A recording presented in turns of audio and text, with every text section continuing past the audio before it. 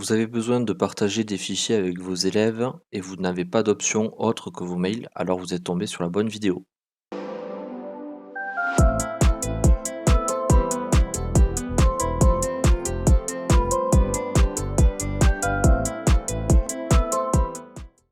Bonjour à toutes et à tous et bienvenue donc pour ce nouveau tutoriel dans lequel je vais vous présenter un site assez récent qui s'appelle apps.education.fr dans lequel il y a un certain nombre de services pour les enseignants directement en ligne. Donc, je vous mettrai le lien en description. Le but, ça va être donc de créer un compte d'abord sur appseducation.fr. Donc pour ce faire, quand vous arrivez sur cette page, vous cliquez sur «Se connecter». Vous n'aurez pas encore de courriel et de mot de passe, à renseigner étant donné que vous n'avez pas de compte créé. Donc pour créer votre compte, vous devez aller sur «Utilisateur enregistrement». Vous cliquez et vous devez compléter le formulaire, donc avec votre prénom, votre nom, le courriel académique, et un mot de passe que vous êtes libre de choisir. Une fois que vous avez réalisé la complétion de ce formulaire, sur votre, sur votre, adresse mail académique, vous recevrez un email de confirmation sur lequel vous devrez cliquer pour valider votre compte. Une fois que vous avez, réussi toutes ces étapes, vous pouvez vous connecter, à votre compte. Donc, vous voyez, j'arrive, sur, mon espace personnel. Vous, lorsque vous allez arriver, vous n'aurez pas ces 2 tuiles, parce que c'est moi qui les ai, paramétrées, donc vous devrez vous rendre dans, l'onglet applications et là, vous voyez que vous avez, pas mal de tuiles, donc ce que j'appelle les tuiles, c'est les petits encadrés qui vous renvoient vers d'autres sites. Je vous fais une présentation basique tant que j'y suis de apps.education.fr. Vous avez tout d'abord un lien de renvoi vers, Ma classe à la maison, donc la plateforme du CNED. Vous avez aussi donc, la gestion de votre compte pour gérer vos informations donc de connexion comme on vous le dit. Nextcloud donc pour partager des fichiers, ça va être l'objet de cette vidéo. Peertube donc, pour, publier et partager des vidéos à des fins pédagogiques et sans avoir besoin de passer, par, YouTube. Ensuite, vous avez un logiciel de visioconférence qui s'appelle, Big Blue Button, donc pour les agents de l'éducation nationale, pour le collège, pour le lycée ou pour les écoles. C'est encore en phase de test, donc je connais pas encore, cet outil. Je sais pas s'il est stable ou pas, donc attention si vous essayez, n'hésitez pas à réagir donc dans l'espace commentaire si, par hasard, ce système de visioconférence est fluide et fonctionne. Et vous avez ensuite un dernier outil pour faire de la webconférence, pour des groupes, pour des petits groupes, hein. C'est directement stipulé, c'est pas fait pour faire, des grandes visios, c'est fait pour être en groupe restreint, 10-15 personnes, pas plus. Donc nous, on va vouloir, avoir sur, mon espace donc, Nextcloud qui apparaît. Donc pour ce faire, il vous suffit de vous rendre sur, le petit signet en bas à droite de la tuile, vous cliquez dessus une fois, ça va passer en bleu plein et quand vous irez sur mon espace, vous aurez, le raccourci vers Nextcloud. Une fois que c'est fait, vous allez cliquer sur «Ouvrir l'application», ça va vous ouvrir un nouvel onglet et normalement donc je vais me déconnecter pour vous montrer la marche à suivre. La passerelle n'est pas tout le temps faite, donc c'est le cas, ici. Donc vous devez re-renseigner, votre, adresse mail académique ainsi que votre mot de passe, que vous aurez choisi. Donc je vais essayer d'être, efficace et de ne pas faire trop de fautes de frappe. Hop. Donc là, une fois que vous avez renseigné, vous arrivez donc sur Nextcloud qui est, pour le dire simplement, comme une clé USB de 10 gigas, directement stockée en ligne. Donc ce qu'il y a de bien, c'est que le site s'articule autour de boutons, sur le bandeau supérieur. Ici vous avez, tous les raccourcis et toutes les fonctionnalités que propose, le site. Donc vous avez le tableau de bord. Grosso modo, c'est une vision synthétique de ce que vous avez sur votre, espace de stockage. Vous avez fichiers, donc là où vous pouvez stocker, vos documents. Photos, activités, donc ça va vous permettre d'avoir un suivi de tout ce qui a été fait sur votre espace de stockage, soit votre historique personnel, soit, des dépôts, qu'auraient fait les élèves. Ensuite, carnet, donc c'est l'équivalent d'un Padlet. Donc vous pouvez utiliser un équivalent de Padlet gratuit via ce site. Ensuite, les cercles, ça correspond à des listes de diffusion entre collègues ou entre établissements. Pour l'instant, le site est très récent, donc il n'y a pas eu de nombreux cercles de créer. Deck, de mémoire, ça vous permet de faire un agenda. Sondage, vous pouvez créer des sondages et les diffuser à des élèves.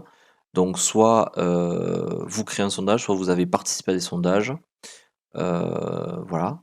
Et enfin, Big Blue Button, c'est le site de visioconférence. Donc vous avez une passerelle qui est faite entre les deux. Donc ça c'est bon à savoir. Et ensuite de l'autre côté à droite, donc vous avez la petite loupe qui vous ouvre une barre de recherche et qui vous permet de rechercher un fichier par exemple. Vous avez ensuite la petite cloche qui vous permet d'être notifié en cas d'ajout ou autre sur votre drive. Ensuite, vous avez les contacts qui sont déjà créés sur le site et qui sont en ligne. Pour l'instant, il n'y a pas grand monde étant donné que, comme je vous le disais, le site est assez nouveau. Et ensuite, donc, vous avez en haut à droite une pastille avec vos initiales qui correspondent à votre profil. Et vous pouvez interagir en vous déconnectant, en définissant votre statut et en paramétrant certaines choses. Ok, donc je vais aller dans l'onglet fichier et je vais vous montrer par exemple comment créer un fichier, comment diffuser un document, enfin voilà. Donc là, vous voyez que sur l'onglet fichier, vous avez un bandeau à gauche qui est apparu. Vous avez tout d'abord tous les fichiers, donc c'est la liste classique, quoi. Ensuite, vous avez les fichiers classés par ordre récent, les fichiers mis en favori, les fichiers partagés, les fichiers que vous aurez étiquetés et les fichiers que vous auriez partagés dans les cercles. En bas à gauche, vous avez les fichiers qui auraient été supprimés, vous avez l'espace restant de votre drive. Donc vous voyez bien que vous avez 10 gigas et en bas vous avez un onglet paramètres dont j'ai jamais eu besoin de me servir. Donc je retourne dans tous les fichiers et on va dire que j'ai envie de créer un dossier. Alors je vais en haut au milieu, je clique sur le plus et là vous voyez que j'ai pas mal de choses qui sont possibles. Donc je peux soit envoyer un fichier, donc si on clique, on va avoir notre boîte de dialogue qui va s'ouvrir de notre ordinateur et on va pouvoir diffuser des documents depuis notre ordinateur. Donc ça c'est si vous voulez télécharger un fichier sur votre espace de stockage. Mais moi ce que je veux faire c'est un dossier. Donc je vais créer un nouveau dossier et je vais lui donner un nom. Admettons j'ai envie de faire un, un dossier dans lequel mes élèves de la classe de seconde de GT14 vont pouvoir déposer leur travail. Donc je vais mettre dépôt de GT14. Et ensuite, soit je clique sur la petite flèche, soit j'appuie sur la touche entrée de mon clavier. Et vous voyez que le dossier dépôt de GT14 a été créé. Je reviens avant sur le petit bouton plus. Donc vous pouvez créer aussi des diagrammes, des documents de texte avec deux types d'outils, des documents type Excel et des documents type PowerPoint directement via le site. C'est aussi intéressant à savoir. C'est un peu le concurrent direct de la suite Google avec Google Doc, Google Sheet et Google Presentation qui vous permet de créer aussi des documents. Donc ce site le permet. Ok, donc j'ai bien créé mon fichier dépôt de GT14. Il est dans ma liste, tout va bien. Là, vous voyez, on a deux boutons, donc les trois petits points et l'espèce de triangle pas tout à fait terminé. Donc je clique sur mes trois petits points et là, je vais avoir un léger panel d'options. Donc je peux ajouter aux favoris, je peux afficher les détails, donc ça c'est l'arborescence de droite. Je peux renommer, déplacer ou copier, télécharger l'entièreté du dossier et supprimer le dossier. Là, admettons, document, j'ai envie de le supprimer. Ça ne me sert pas. Donc je vais aller sur la ligne document, je vais cliquer sur mes trois petits points et je vais faire supprimer le dossier. Et instantanément, mon fichier est supprimé. Je reviens à mon document de dépôt de GT14 et je passe maintenant aux 3 petits triangles, enfin au petit triangle. Donc quand je clique sur le triangle, ça m'ouvre les options de partage. Donc attention, c'est un moment où il faut être très vigilant parce qu'en fonction de comment vous allez paramétrer votre lien de partage, les élèves pourront simplement lire les documents déposés sur le dossier ou les supprimer ou juste déposer des fichiers. Donc quand vous allez cliquer, vous allez arriver sur donc l'onglet partage et vous allez pouvoir créer un nouveau lien de partage. Donc vous voyez là, lien copié. Moi, c'est pas vraiment ce que je veux. Je veux pouvoir le paramétrer.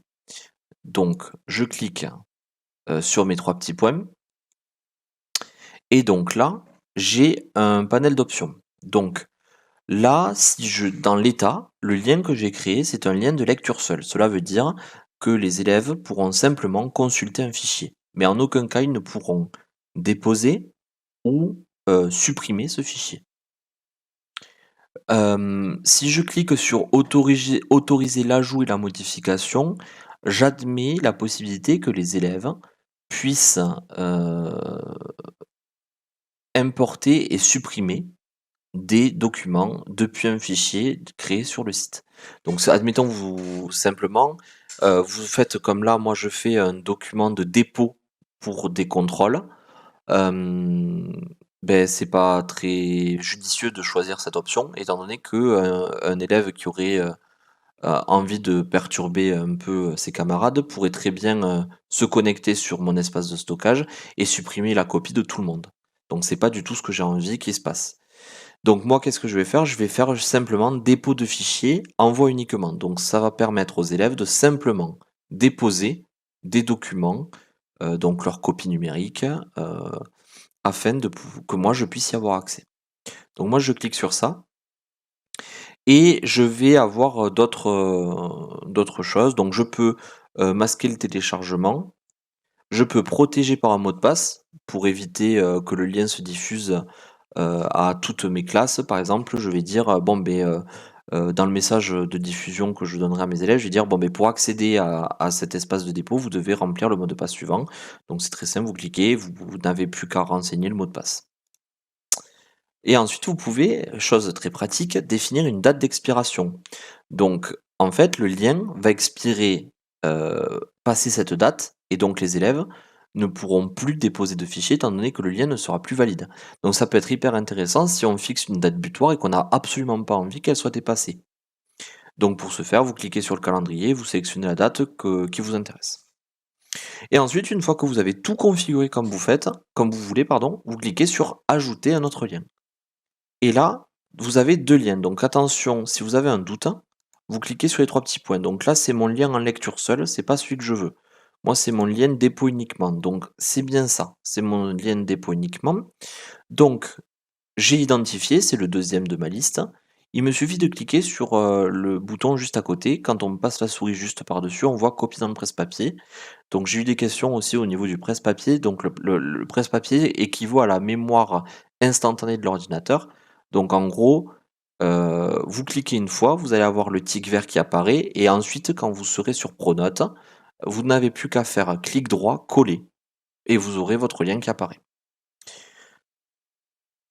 Pour la vision enseignant, ce qui va nous intéresser, ça va être l'onglet activité, parce qu'on va voir que tel élève a déposé tel document. Donc on va pouvoir avoir un feedback de tout ce qui s'est passé sur le dossier. Au même titre que, par exemple, vous vous êtes trompé, sur, la création du lien et vous avez autorisé que les élèves puissent modifier, les fichiers des uns et des autres. Mais vous verrez l'historique de tout ce qui s'est passé. Admettons, vous verrez, un tel élève a supprimé le document de tel élève. Donc, vous avez quand même, un visuel de ce qui se fait. OK, donc là, j'ai créé, mon lien. Donc maintenant, la seule chose qui me reste à faire, c'est d'aller sur Pronote. Donc je lance Pronote, je m'identifie sur Pronote et ensuite, comme d'habitude, soit je le mets, dans, le cahier de texte, par exemple par le biais d'un travail à faire. Admettons mes deux GT12, nouveau, devoir, déposer le fichier. Hop. Là, je clique sur les 3 W. Hop. Je fais nouveau. Je fais coller. Et voilà.